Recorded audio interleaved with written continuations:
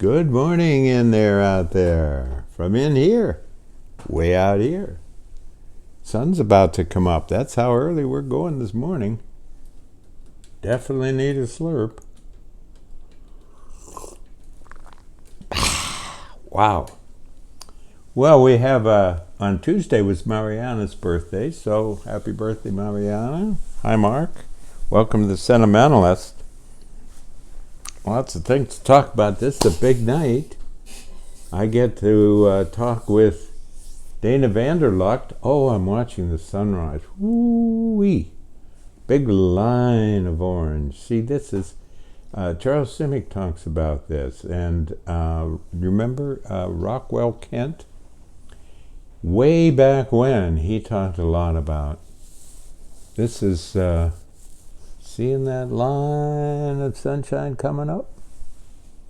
That's why. Yeah. All the rest of them, they can ruin the world, but Julie's asking me something. Was that Simic or Popova who was talking about Rockwell? It was Rockwell Kent who was talking about Rockwell Kent and Maria Popova's column, Brain Pickings.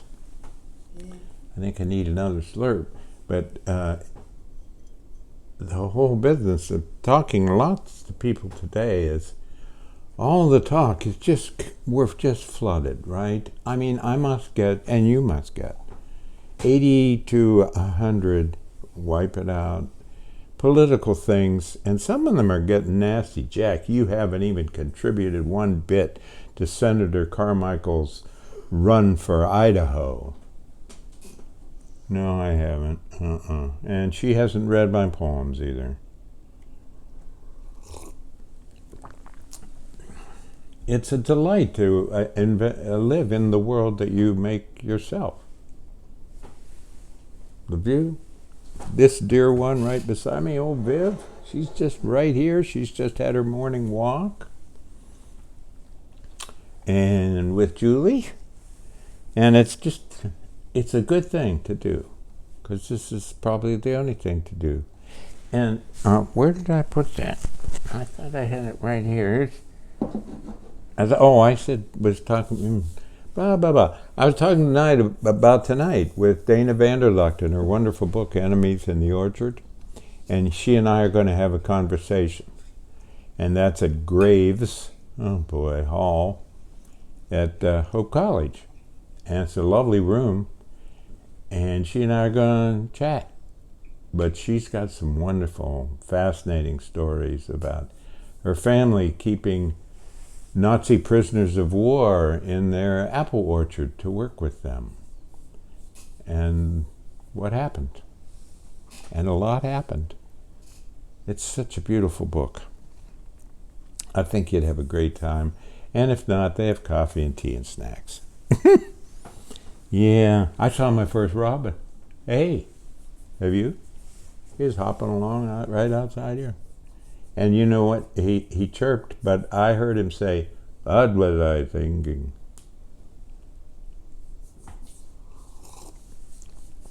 You know, we live in Michigan, and when Punxsutawney Phil, not Pete, Punxsutawney Phil saw his shadow, everybody in Michigan, you could hear him going, yes, 6 more weeks of winter, meaning it would be over in the middle of March? Are you kidding me?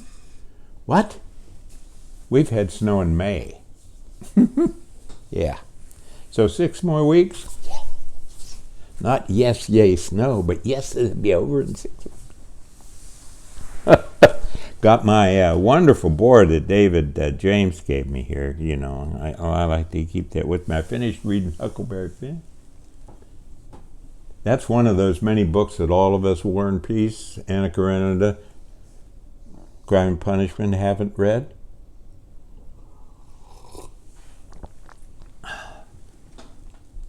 Boy, it feels good not to have to read something. Jim Alice has given me these wonderful art books. Man, have I learned. Wow. I think I mentioned, did you know Pizarro taught Paul Cézanne how to paint? He knew he was a genius, but he said, you can't paint. Oh, I'm so lucky to have the people I get to work with. Saved my days this week, oh gosh, been sorrow filled. That's all I'll say. But some people that I work with who write these beautiful poems, and we do meet on Zoom to talk about them. They brought my little world back together. Yeah. I got a little one. I have a little one. I like my little one. So anyway, I was going to show you also Jeff Monroe's new book is out. That's not it. Here it is. Jeffrey Monroe. Telling Stories in the Dark. Now, this is a book about people living with grief and not falling for the common Western thing, you'll get over it pretty soon. Come on, get going, and forget about blah, blah, blah, all those kind of things,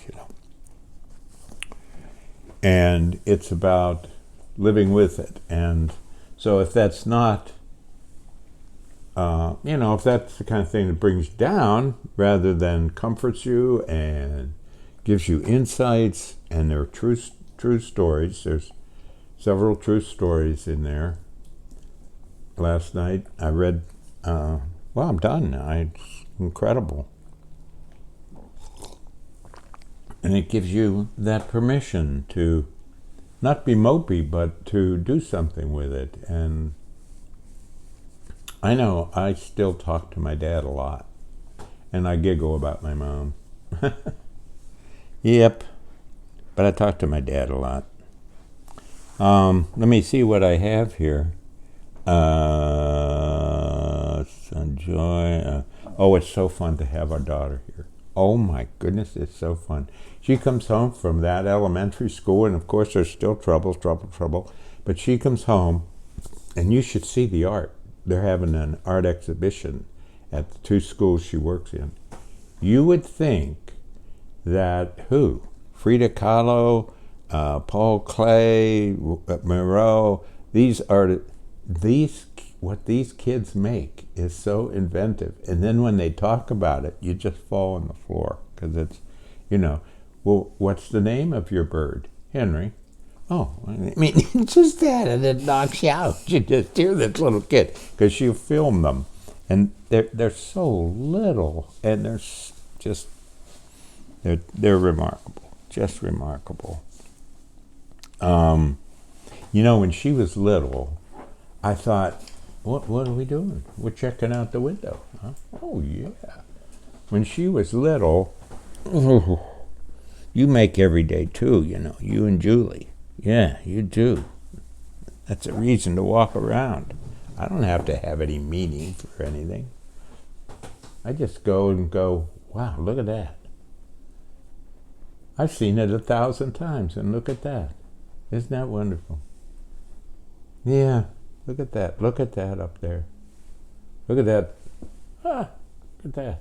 Okay, I'll stop saying look at that. Anyway, what?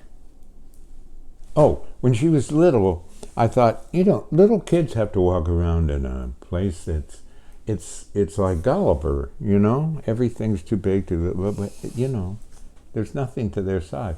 So in the basement of this house, I built a room to her scale, a whole room. I built a lot of cardboard boxes, but it was to her scale.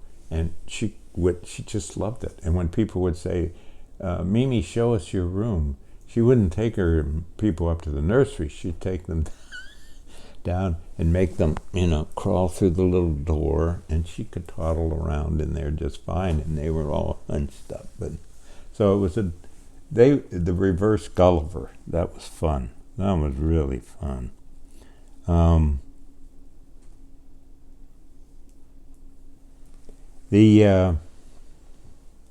Hi to Father Paul and Max Milo. They are in the Keys, living on the coast, and they, especially Max loves to call and throw a virtual snowball at me and tell me that he's standing in the Gulf, happy. this wonderful person I work with, Marianne Sundquist, down in Santa Fe.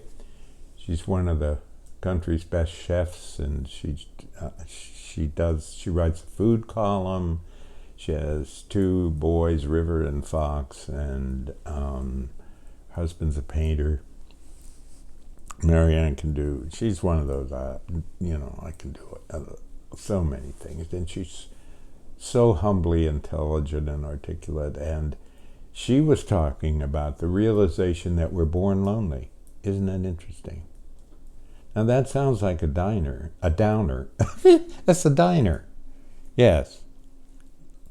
Have you been to Lonely lately? It's a diner down the street.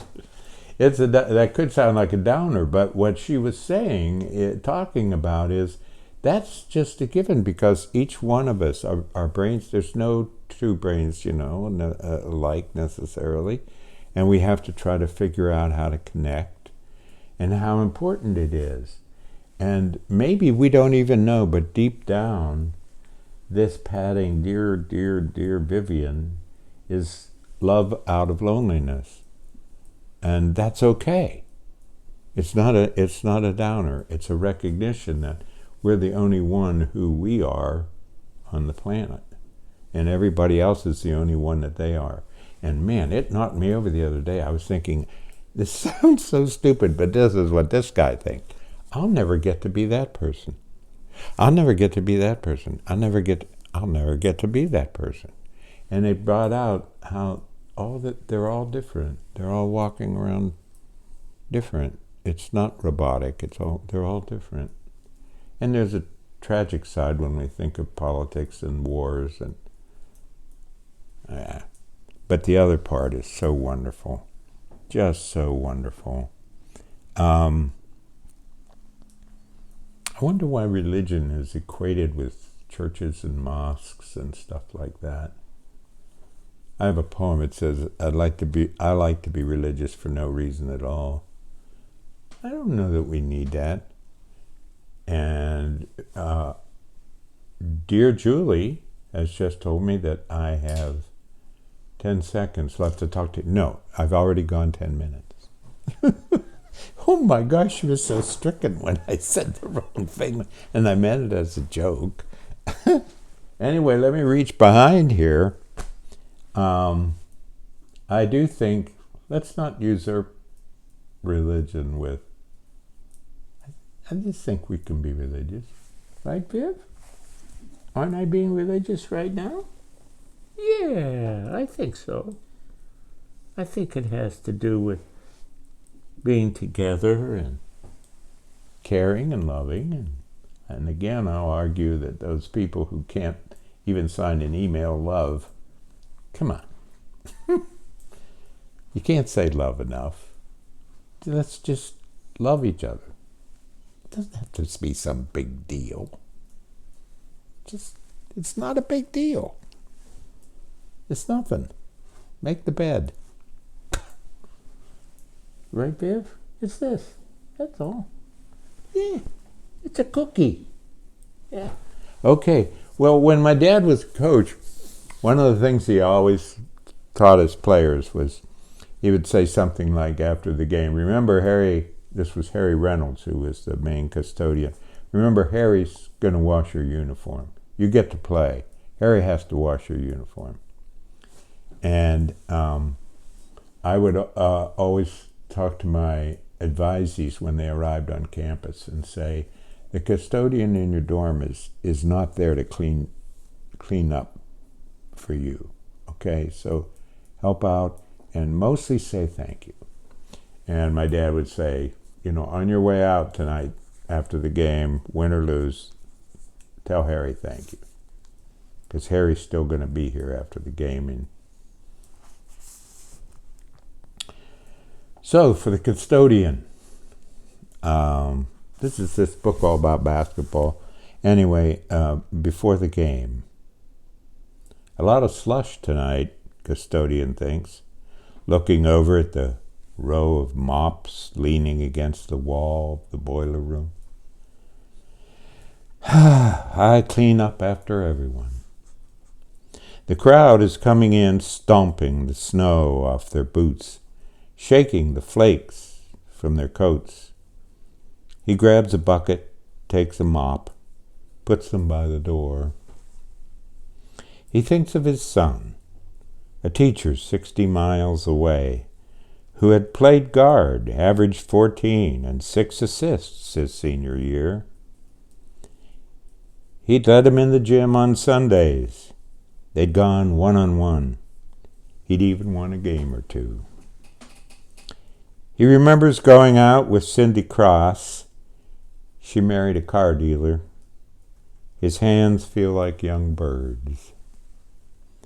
The team comes bursting through the locker room door, clapping, yelling past him. He slaps each player on the shoulder, says, "Good luck. Go get 'em." Take care. Hey, try to be cheerful. Be kind. Get it right. Try to be cheerful. Thanks for being with me. Means a lot, and I love hearing from you. One of my favorites is, "You're okay, but I really like watching Vivi." I do too.